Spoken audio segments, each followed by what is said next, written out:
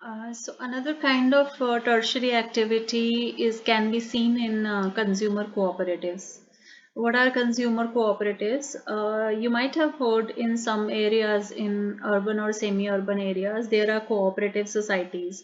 So these societies sell the products like we have seen in primary activity, cooperative Amul cooperatives are there, so they sell their products at one place. They, in the same manner, there are cooperative societies which sell the product, uh, their own brand products in some cooperative societies. So farmers cooperatives these are called as. So this was actually the first large-scale innovation in retailing, that is selling the products to the consumers directly. This was the initial beginning of it. Later, things like departmental store came. So whenever you have to buy something from somewhere, you generally go to a departmental store. In what is a departmental store? A departmental store has various departments. Like this can be the food and the chips, this can be the toiletries, the other side can be the utensils. So there are different departments where the things are kept. Somewhere dairy products, somewhere refrigeration, somewhere vegetables are kept, and then there is a manager, and there are workers with every department who takes care of the commodities and lay them nicely. This is called as departmental store. Generally, small place nearby your house where everything you find, whatever you need in your household, all household material is found. That's called as a departmental store. I already told you what is a chain store. A chain store is a store which has same product, same chain everywhere in this country or in the cities. A chain store generally experiments, like they will experiment with one particular commodity in one store. If it becomes successful, they apply it to all the cities. That okay, this kind of cloth has become more much in demand, this is being sold out so quickly, so let's display it better. So this is how they experiment in one and apply to many. And they have highly trained professionals. You might have seen when you go to a store like Reliance or Big Bazaar, there are people who come to you that please try this, please eat this, it is nice, it comes free with this. This is how they have highly trained professionals who help you to buy. But if you go to a local mandi or a local vegetable shop, like in this kind of shop, nobody will explain you all this, and even in a sabzi mandi, nobody is going to explain you about all this. So this is unprofessional environment and this is a professional environment. That's the difference between a chain store and an urban center. Okay, so let's talk about now second tertiary service. The first tertiary service was the market and the selling and the retailing. The second important tertiary service where tertiary sector service is available is transport. Transport and communication are two important service sectors which have got a lot of people working under it. So, what is a transport? A service or a facility by which people or goods move from one place to another place is called as transport. You might have seen a truck carrying goods, a bus carrying people, or a bus carrying both. Okay, so both can be carried from one place to another place. It is an organized sector in the sense there is always a liability that who is traveling, buying a ticket or not, what is the journey destination. So it's an organized sector. There is a time of bus coming or a train coming, so it's all scheduled.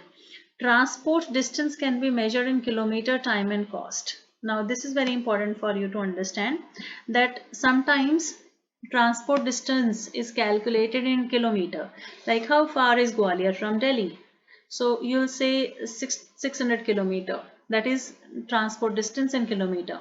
But somebody will say, but the road is very smooth.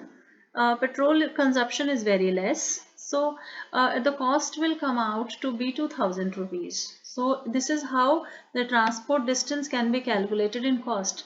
And somebody will say, okay, if we go from Gwalior to Panchmadi, what will be the cost? Oh, Panchmadi is a hill station, though it is just 400 kilometers from Gwalior, but it will take a fuel of 4000 rupees because it is a hilly area. So cost of going from Gwalior to Delhi will be higher as lower as compared to going from Gwalior to Panchmadi, because Cost here is less as the road is good, but cost here is more because it's a hilly area.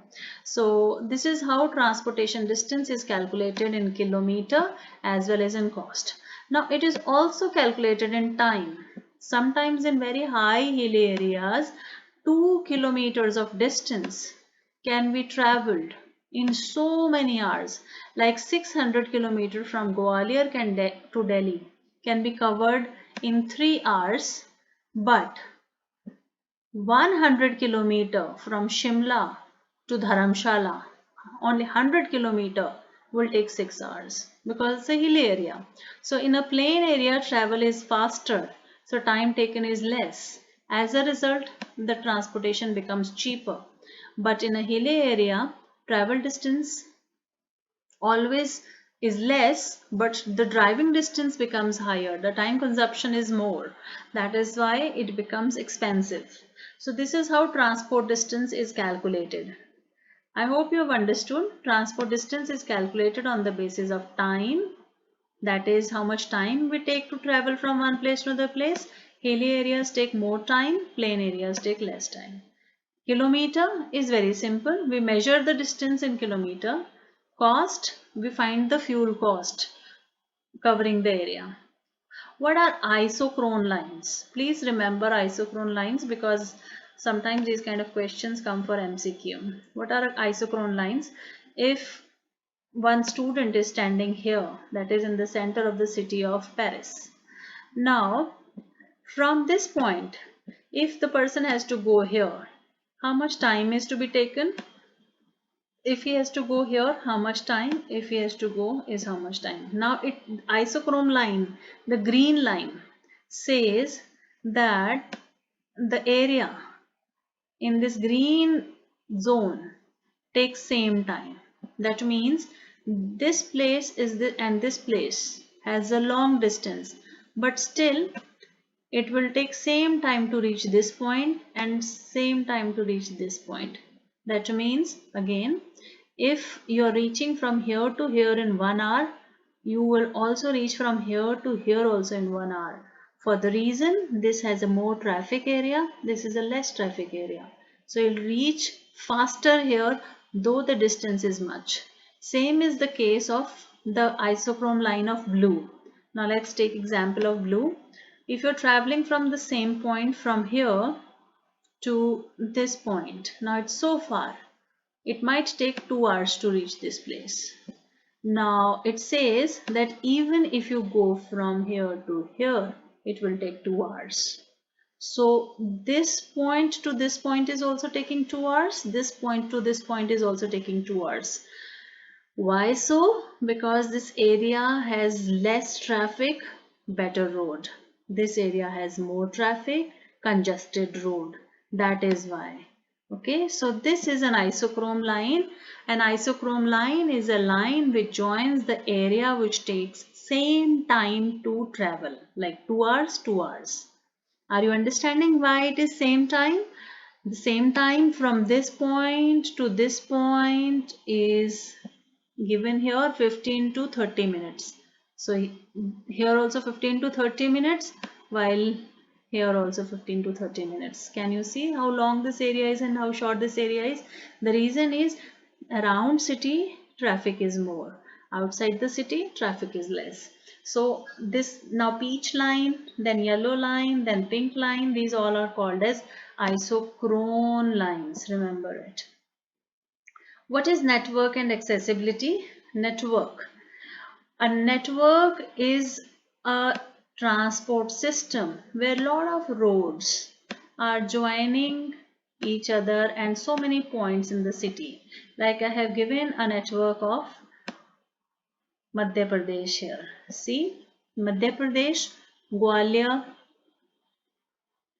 Gwalior, Shivpuri, all these are joined by a road. So you can say this is a network of road. Now network of road has two things. Firstly, the nodes or the vertices. Sagar is an important point. So it is one point. Then you can say Rajgarh is another point. Shivpuri is another point.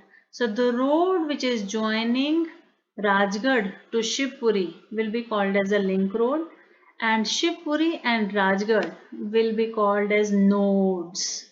Node is a city or a point or an axis from where congestion starts or movement starts, or where there is a important city point. So remember this, what is a network? Network is a transportation system. Link is the road which is joining the two points. What is a node? Node is a point, like Shivpuri is a node, or it is a city, like Rajgarh is a city, or it is a vertex or a place of origin from where the process starts. Are you understanding?